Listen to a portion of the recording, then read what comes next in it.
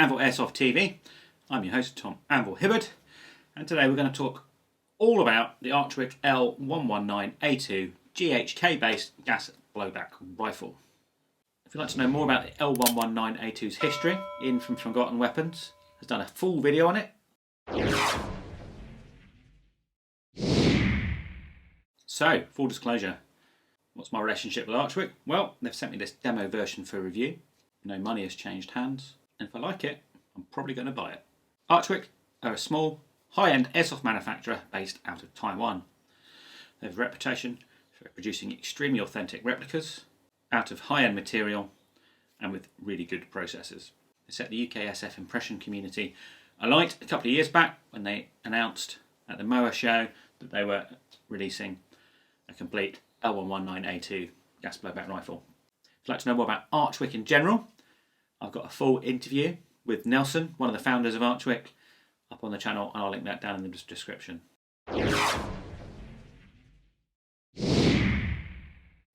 Previously, if you wanted an L119A2, you'd have to build it yourself, either via a complete kit, or most commonly, particularly with a gas blowback, or a Marui recoil, making it up yourself, like my one. If you want to know more about how I made this one, there's a couple of videos on the channel already. This, however, took a lot of time, quite a lot of money, and quite a lot of effort to make. So with the prospect of getting a complete gun out of the box, pretty much ready to go, a lot of people were quite excited. And here it is. This is the Archwick L119A2. What's the big story? The big story is the upper on this, really. It's monolithic. That means it's made out of one piece of aluminium, the handguard and the upper receiver are one piece, and it's been CNC milled into shape. This is a difficult process. It's a big bit of metal to machine, which makes it an expensive process as well. Traditionally, in the community, again, using my one as an example, the handguard and the upper receiver are separate on this. They're two pieces. The real firearm is monolithic, and hence to have a truly accurate replica, you need a monolithic upper receiver as well. This one is fully licensed, you don't need to worry about that, and has all the correct trademarks on. Always a bonus, people like me who like having that kind of thing. So on the receiver, you have a full set of licensed trademarks from Colt Canada, a unique serial number that will both be on the upper receiver and on the lower receiver, and the different fire control symbols. So normally on a Colt AR, you'll have safe, semi. On a Colt Canada rifle, you have S, repetition, R, and auto. So that's what you get on this one. You also have the forge markings up here on the MWS kit. There's a little key down here as well. Really nice.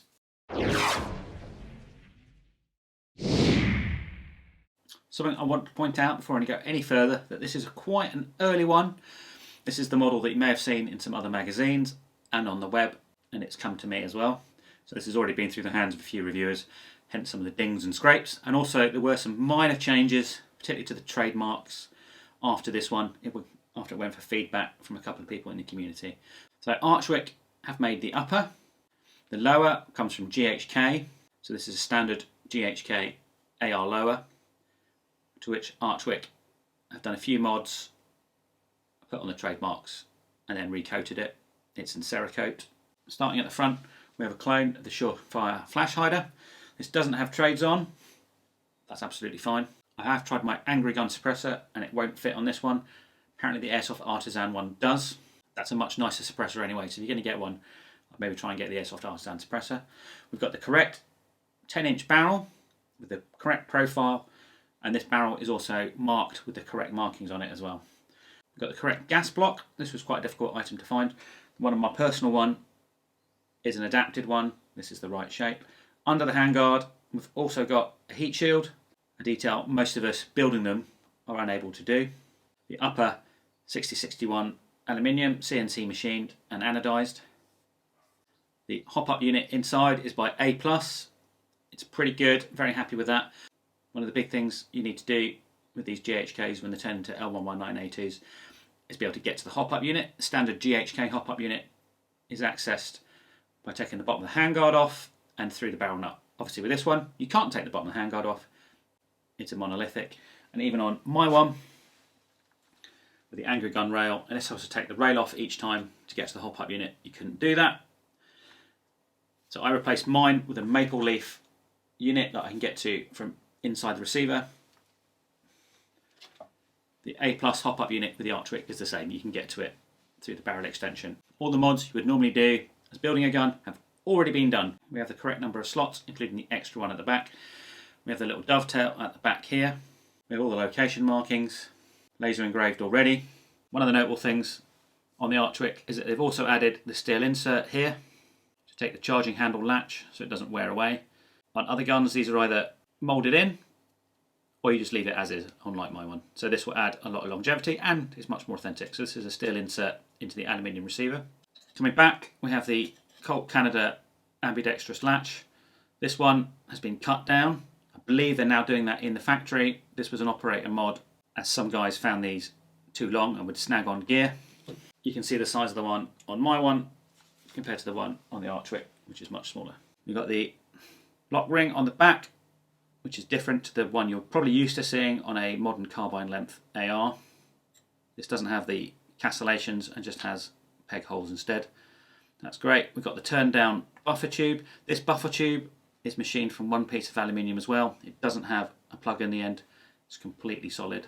And it's a mil-spec dimensions. So it'll take mil-spec stocks. For those you don't know, it's kind of like 3 different types. There's commercial, mil-spec, and then whatever random airsoft size you get. This will take a mil-spec stock. And I've had my real Magpul CTR mil-spec stock on this, and it's snug as a glove, fits absolutely perfectly. We have the copy of the Magpul ASAP with a rattly ring. Depending who you talk to, some people really don't like these or they get swapped out, but this is how it comes issued. So this is what you have on here. The stock fitted is a clone of the Magpul CTR. I believe Archwick did want a real Magpul CTR on this, however it basically couldn't get enough, so we've got this clone one instead. Okay, personally I would change it out, and also I think given most people will probably change a stock and a grip anyway, I think it makes sense to provide you with a clone one rather than charging you a lot more for a real one. This is perfectly fine and we'll get you going. The grip is a clone of the Ergo one. Again, Archwick did want to get real ones, there just weren't enough pieces on the market. This one has a nice little Archwick logo moulded in, so you can differentiate it from the Ergo. Actually, I wouldn't bother changing this. It's a really good clone. It's as good as my real one. It's over moulded, so you've got a hard plastic core with a soft rubber outside. It's a really nice copy. I wouldn't worry about changing this out at all. And I quite like the little Archwick logo on it. I think that's quite cute. We've got an ambidextrous safety. There's levers on both sides. The mag release is the Colt Canada ambidextrous ones. So you can get to it from both the conventional side with the trigger finger, and then you can also get to it on this side as well. So as well as being able to get to it normally, you can also get to it by pushing this extension here. So you've got ambidextrous controls. Bolt release is a standard Colt ping pong paddle for locking the bolt back, and it's single-sided only. So again, this is a monolithic upper. The handguard and the upper receiver are made out of one piece of aluminium. That's a big old job. But that's where you get the biggest differences with this section here, where they differ from a conventional AR upper. You've got the NATO stock number on the bottom of the magazine well, the NSN. This is extremely well made, particularly the upper receiver. I'm not an expert as to how accurate it is to the real thing, and there are people that are much better at it than I am. They are also very impressed with it. And there's only a very few very minor inaccuracies, and those are mostly with some of the details of the trademarks. This is the most authentic replica of an L119A2 on the market. The MWS kit is even closer because that lower is CNC machined as well to Archwick spec, whereas this lower comes from GHK and then is then modified. So if you want the most truly accurate representation, go for the MWS kit.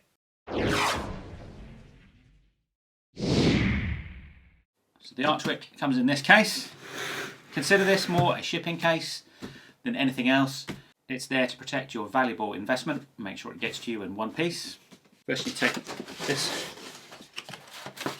sleeve off. So when you get your one, it will come disassembled in this case. Don't panic, it's not a lot of assembly to do and it's all covered in the manual.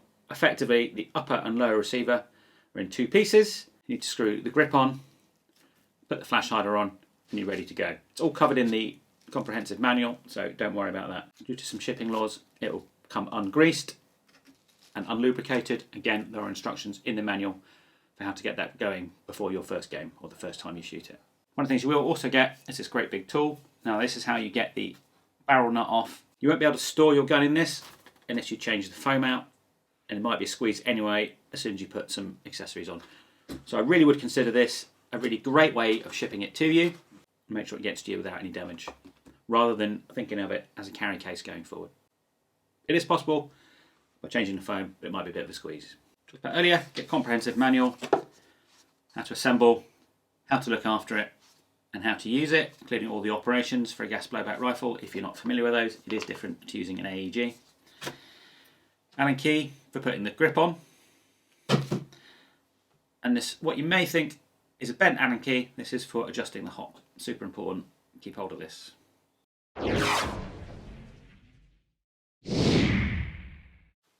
It being a GHK, the internals are also pretty realistic. So it works like a real one, with a working bolt, bolt release, trigger,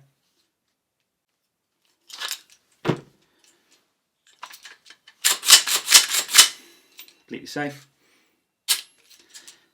So like a real AR, it won't go onto safe unless the hammer's cocked. And we've got the ambidextrous controls as well. Got the mag on both sides.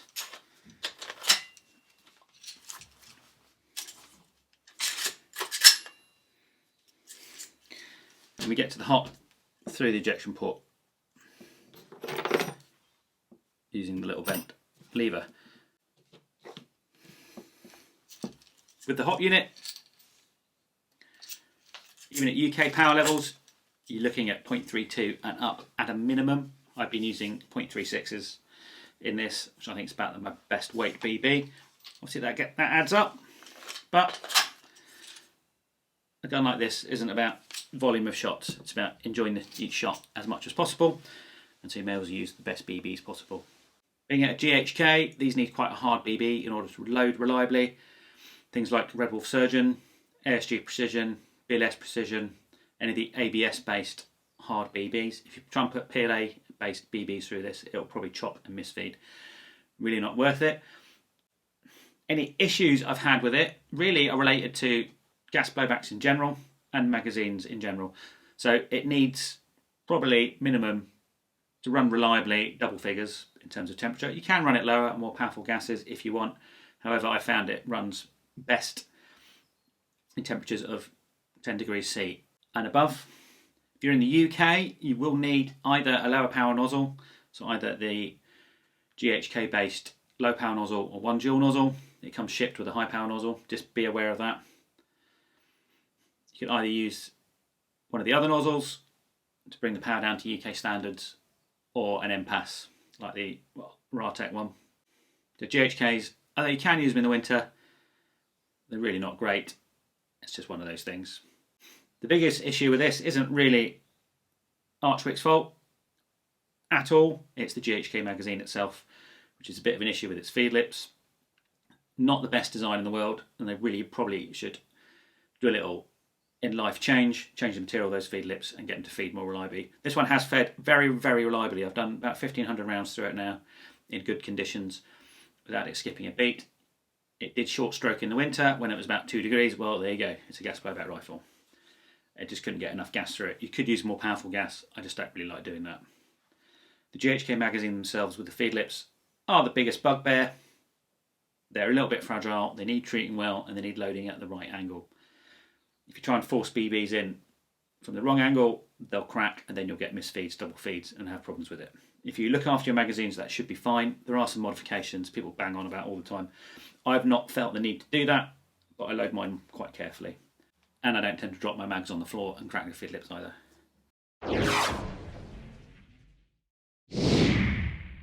So performance-wise, Let's quickly head to the range and see how we got on.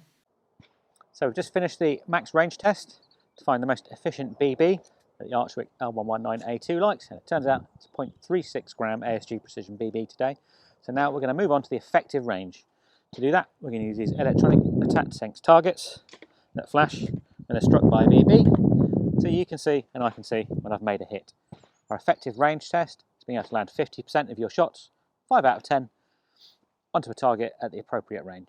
Today we're going to put them at 40, 50, 55, 60 and 65 metres, and we'll just see how well this can shoot.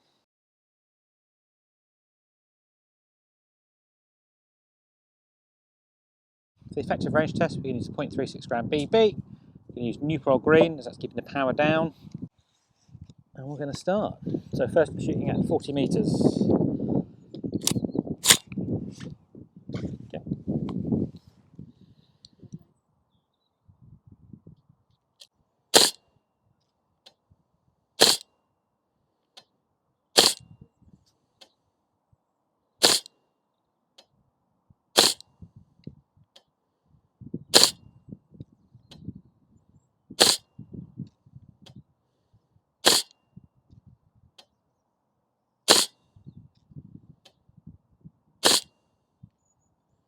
Well, it's easily effective at 40.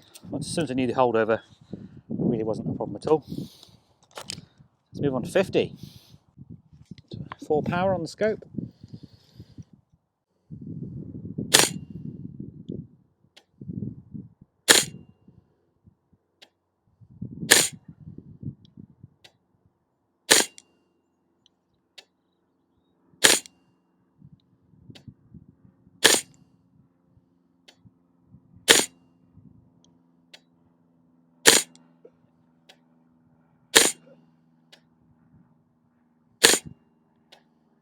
So the wind conditions are quite difficult today. They're moving from left to right and swirling around. Without the wind, I'm 100% confident this will be effective at 50 metres. Pretty sure I managed to get 5 out of 10 shots onto there anyway. But if I didn't, without the wind conditions today, I'm pretty sure effective at 50 metres. Okay, 55 metre effective range test.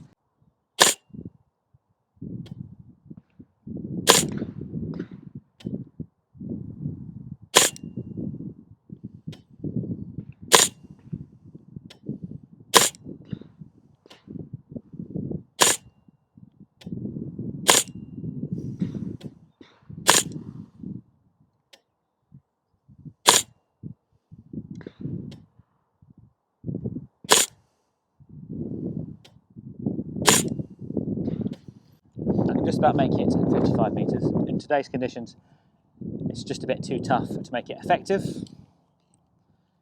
If the target was a bit bigger, maybe a bit easier. So I think today, maximum range 70 metres, effective range about 50. So a good job. Well done, Archwick. So there you go, at about 1.3 joules, we got 70 plus metres max range, harassing fire, and 50 to 55 metres effective range. If it was less windy, maybe I would push that out a little bit further.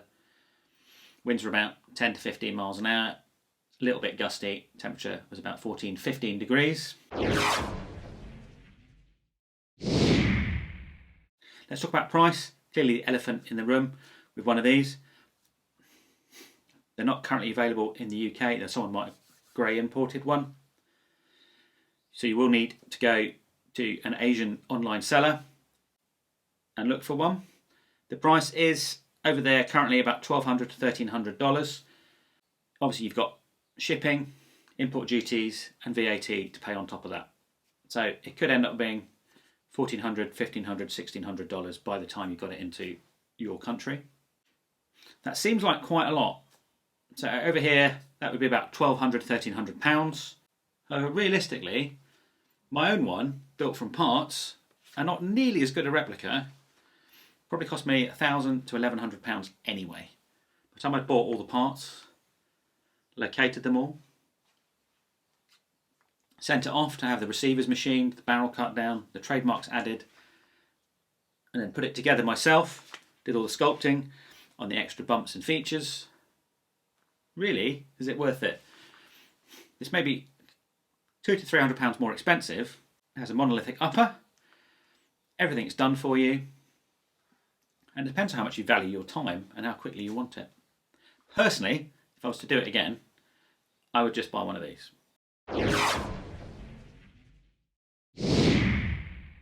Should you buy the Archwick? Well, I think so. If you're looking for a super accurate L119A2 replica, it doesn't get any better. It's the most authentic representation on the market. If you're already in the NWS ecosystem, you have all the mags already. We have a donor rifle. There's a kit available for the TM MWS. Archwick are going to do a full MWS rifle, turnkey, out the box, done. Looking forward to seeing that, and that'd be great news for all you MWS owners.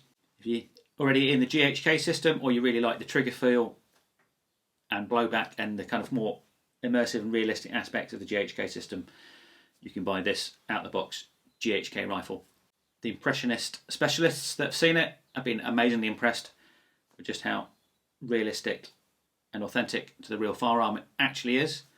Fit and finish is absolutely stunning. The MWS kit is even better, mainly because it doesn't have a GHK lower. It is the single best replica I've ever handled. It's a gas blowback, so it has those benefits and drawbacks, but it is absolutely fantastic, and I will be calling Archwick to see if I can buy it off them. So thanks for watching AATV. Been your host Tom Anvil Hibberd, talking all about the Archwick L119A2. If you'd like to help support the project, we have a Patreon scheme, or you can buy one of our fantastic t-shirts from our Teespring store. Most importantly, stay safe, and I'll see you soon.